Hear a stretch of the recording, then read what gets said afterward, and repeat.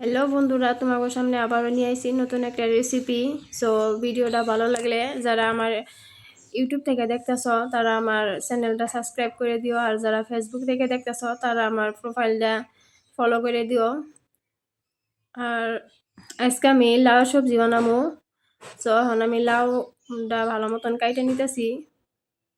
আর লাউ সবজি খাইতে কার কার ভালো লাগে কমেন্ট করে জানাও। আমার মোটামুটি ভালোই আছে।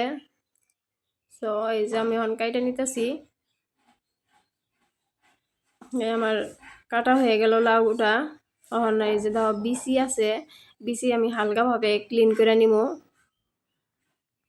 এখন আমি এই যে কড়াই তেল দিয়ে দিতেছি, অল্প জিরা দিয়ে দিলাম, পেঁয়াজ কুচি। এর মধ্যেই মানে তোমার সবজির টেস্টটা আহে। এটা যত তুমি মানে ভালো মতন করবা, ফ্রাই করবা, তোমার সবজিটা টেস্ট হইব। সো একটু লাল হবার দেওয়া লাগে, মানে ব্রাউন কালার হইবার দেওয়া লাগে কালারটা, তাইলে সবজিটা ভালো লাগে।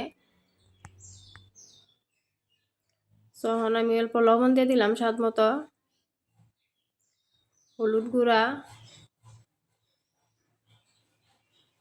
মরিচের গুঁড়া, ধনিয়া গুঁড়া, রেগুলার যেগুলা মশলাপাতি ইউজ করা হয় ওগুলা ইউজ করছি। লাইগা ধরছিল তার জন্য অল্প পানি দিয়ে দিলাম। সো এখন আমি লাউগুলা ওর মধ্যে ঢাইলে দিতেছি।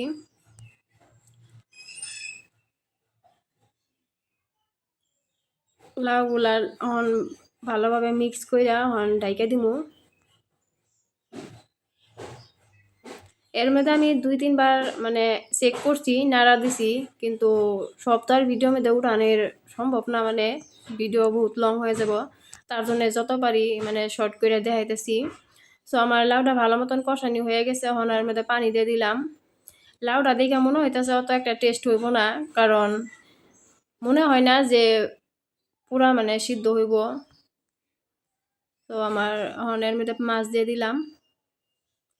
মাছ আমার আগে থেকে কষানি আছিল, তার জন্য ওই যে ঠান্ডার দিন চাপা ধরে আছে মাছের তেলগুলা। সো আমার সবজি হয়ে গেছে। আর আমার ভিডিও দেখতে যদি তোমাকেও ভালো লাগে তাইলে আমার চ্যানেলটা সাবস্ক্রাইব করে দিও। আজকের জন্য এই তুরি।